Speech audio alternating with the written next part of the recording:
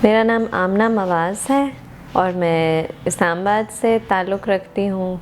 मैं वहाँ पे ही पली बड़ी हूँ और मैंने मेरी जो फॉर्मल एजुकेशन है वो मैंने मास्टर्स किया है कायद-ए-आज़म यूनिवर्सिटी से पाकिस्तान स्टडीज़ में, और जो मेरी असल एजुकेशन है वो मैंने डांस में इंदु मिठा से जब से मैं 10 साल की थी वो शुरू की थी। और मेरा अरंगेत्रम जब मैंने ग्रेजुएट किया वो 2012 में था। भरतनाट्यम का ओरिजिन कोई 3000 साल पुराना है, तो ये जो नेशन स्टेट्स और बॉर्डर्स हैं उससे बहुत कोई उम्दा चीज़ है।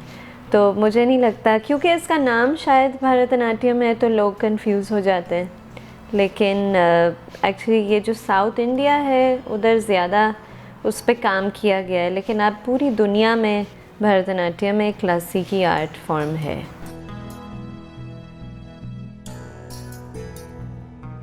डांस को मैंने इसलिए अपना शोबा माना है क्योंकि एक तो मेरा जो पास्ट है, मेरे जो बैकग्राउंड है वो फ़ौजी बैकग्राउंड है।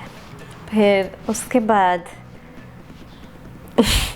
मेरी जो तरबियत हुई अपार्ट फ्रॉम जो स्कूलिंग, वो सियासी तरबियत मुझे लगता है थोड़ी बहुत हुई है। तो इस पूरे कॉन्टेक्स्ट को देख के, और ऊपर से मैं औरत हूँ, तो मुझे लगा कि जो रक़्स है, ठीक है, मेरी जो इमीडिएट फैमिली है उन्होंने माना कि क्लासिकी रक़्स ठीक है, लेकिन इसको शोबे की तरह से आप उसको प्रोफेशनली नहीं देख सकते, क्योंकि ये आपकी मतलब जो आपका रुतबा है उसको नीचे करता है। तो इसीलिए मैंने कहा कि ये मेरा प्रोफेशन है। अपने आप को एक किस्म का एक डी क्लास या डी जेंडर तो पता नहीं क्या होता है, लेकिन इसलिए मैंने रक़्स को अपनाया।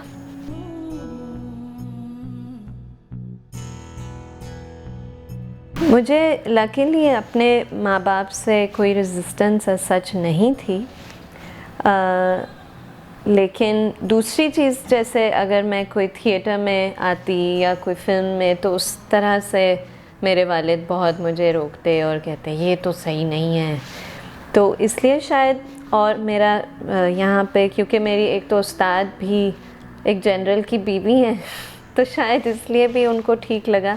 लेकिन मेरी दादी से और जो मेरे फॉर्मर ससुराल थे वहाँ पे बहुत रेजिस्टेंस मिली मुझे।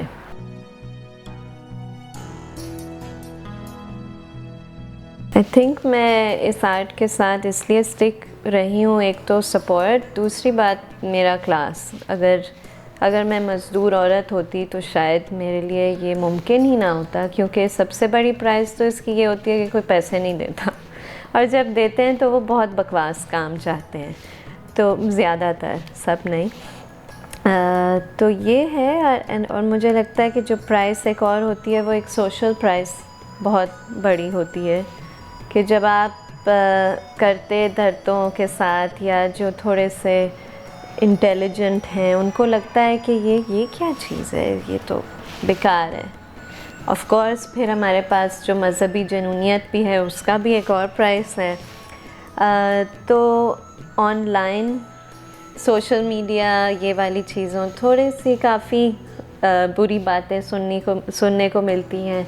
फिर जो प्रिंट मीडिया है, अगर आपने कहीं कुछ कर लिया तो प्रिंट मीडिया, पहली बात तो उर्दू मीडिया कभी आपको ना तो सियासी ना आर्ट फॉर्म को कभी रिकग्नाइज़ करती है, वो कुछ बोंगियाँ मार के ही कोई, ऑफ़ कोर्स क्योंकि प्रोपेगेंडा है, तो वो डांस तो बहुत इजी टारगेट है। तो ये प्राइस है। और जो मेरा अपना ये एक्सपीरियंस रहा कि मेरे जो फॉर्मर इन लॉज थे उनको पता ही नहीं था, मेरे एक्स हस्बैंड ने बताया ही नहीं था कि मैं डांस करती हूँ। और फिर जब उनको पता चला, किसी ने उनको फ़ोन भी किया और कहा कि सुना है आपकी नू बहुत चंगा नचदी है, तो उस पर बहुत ही बहुत बैकलैश फेस किया, बट चलता है, ये ज़िंदगी है।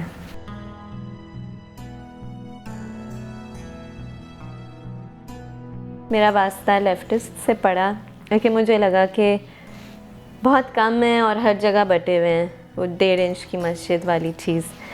और जब तो मैंने कहा कि मैं जॉइन करूँगी जब कोई मर्जर होगा, और कि मैंने कह लिया। तो 2012 में एक दोस्त ने मुझे फ़ोन किया कि आमना मर्जर हो गया, अब तुम्हें जॉइन करना पड़ेगा। तो अवामी वर्कर्स पार्टी मैंने उस वक्त फॉर्मली जॉइन की और उसके साथ अभी तक हूँ। और आर्ट एंड कल्चर में काम किया, एक ग्रुप फॉर्म किया लाल हड़ताल के नाम से, जो अब लाहौर इस्लामाबाद दोनों में होता है। वो एक प्लेटफॉर्म है आर्टिस्ट के लिए। फिर अभी रिसेंटली जब WDF विमेन डेमोक्रेटिक फ्रंट शुरू हुआ 2018 में, तो उसके साथ मैं फाउंडिंग मेंबर के तौर पे, क्योंकि हमें लगा कि लेफ्टिस्ट स्पेसेस जो अभी वापस आ रही हैं, वहाँ फिर भी जो औरत का काम है और जो औरत की स्पेस है वो नहीं मिलती। मतलब हैं 2-3 लीडर्स होती हैं फ़ीमेल, लेकिन जो वर्किंग वुमन है, जो मज़दूर औरत है, उसके मसले बहुत मुख्तलिफ हैं और वो तो सबसे ज़्यादा पिसी हुई जाती है जानवरों के बाद, मुझे लगता है, फिर औरतें और बच्चे। तो इसलिए अब लाहौर में WDF के साथ काम कर रही हूँ।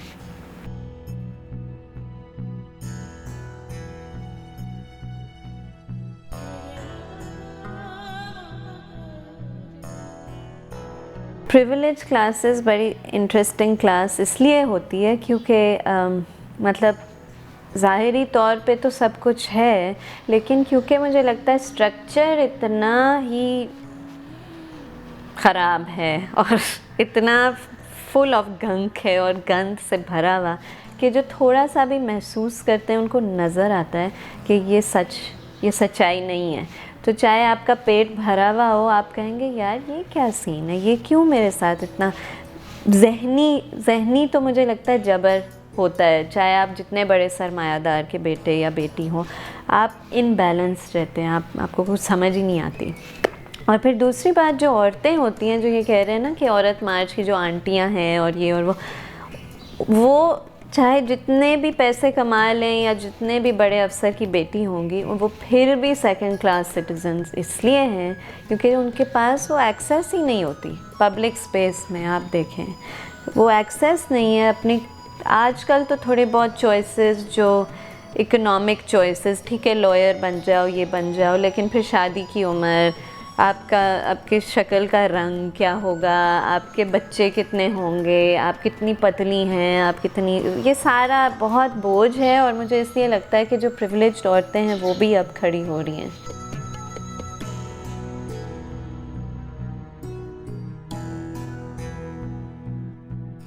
मुझे अच्छा लगता है अगर कोई इसको नेगेटिवली देखे, क्योंकि वो एक तो उनकी ख़ुद इग्नोरेंस नज़र आती है। तो मैं तो ह्यूमर की बहुत फ़ैन हूँ, तो मैं हंसती हूँ। जब पहले ये सुनती थी तो मैं बहुत डिफेंसिव हो जाती थी कि भाई क्या मतलब, नहीं ये मेरा जिस्म है, मैं कुछ नेगेटिव तो नहीं कर रही, देखो स्टेज डांस देख लो, वो तो इतना मतलब वो होता है एडवांस्ड लेवल पे, स्टेट ने इतना उसको अलहमरा का हॉल 1 दिया हुआ है, हमें क्या। मैं अब कहती हूँ अच्छा है, आप जितना आप इसको बुरा कहो भला कहो, जितना मैं आगे लाऊंगी वो तो वाज़ेह है, वो तो मेरा जवाब वही है कि जो मेरा काम है मैं क्यों आपको जवाब दूँ।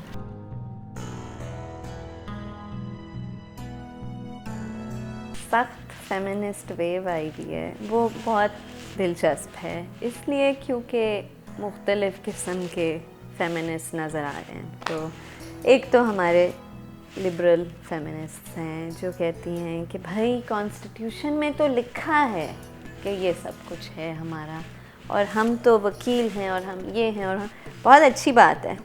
लेकिन फिर साइड पे हमारी रेडिकल्स भी आती हैं, जो वो तो एक और स्ट्रेन है। लेकिन मैं अपनी बात करती हूँ, जो हम सोशलिस्ट फेमिनिस्ट हैं, हम इस तरह से थोड़े मुख्तलिफ हैं क्योंकि हम कहते हैं कि हाँ ये सारे मसले हैं, लेकिन ये जो आपका ढांचा है ना सवाल और जवाब वाला कि हमें कॉन्स्टिट्यूशन से मिलेंगे अपने हक और कानून साजी से, ये तो है एक रास्ता, एक मरहला है, लेकिन जो आगे जो फाइनल चीज़ है वो है कि जब आपके हर स्ट्रक्चर के अंदर हर लेवल, मज़दूर चाहे क्रिश्चियन हो, हिंदू हो, मुस्लिम, शिया, अहमदी, जो भी, फिर उसके ऊपर मतलब जो हमारा प्रिविलेज का हायरार्की है वो तो पहले टूटे।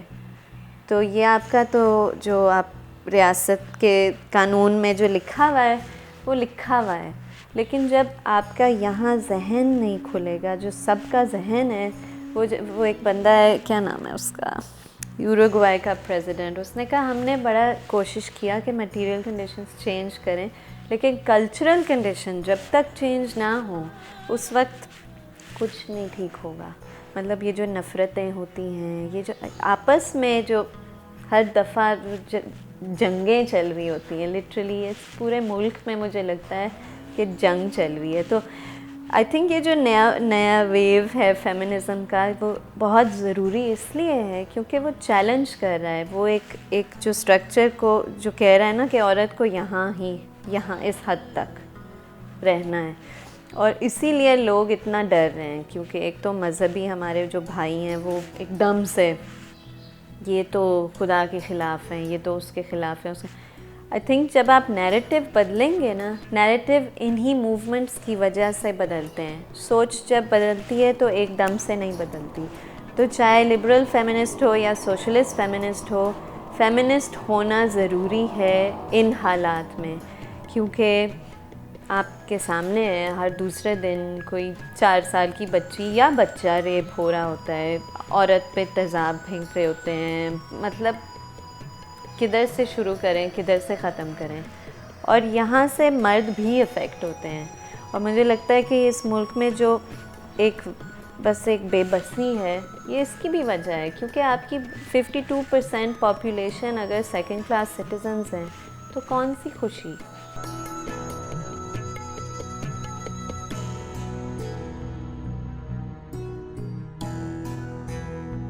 In Pakistan, to be a woman means to be a second class citizen. But living in Pakistan as a woman, मतलब वो तो आपका एक नैरेटिव है, वो है। आप चले मेरे साथ बाहर चलेंगे तो मैं दिखाती हूँ किस तरह से how it is to be a woman in Pakistan. But to feel and to be a woman in Pakistan, it means so many beautiful things also. कि वो जो एहसास होते हैं, वो जो नफ़रत भी होती है, वो अपने रंग में होती है। It means a lot. It means so many things.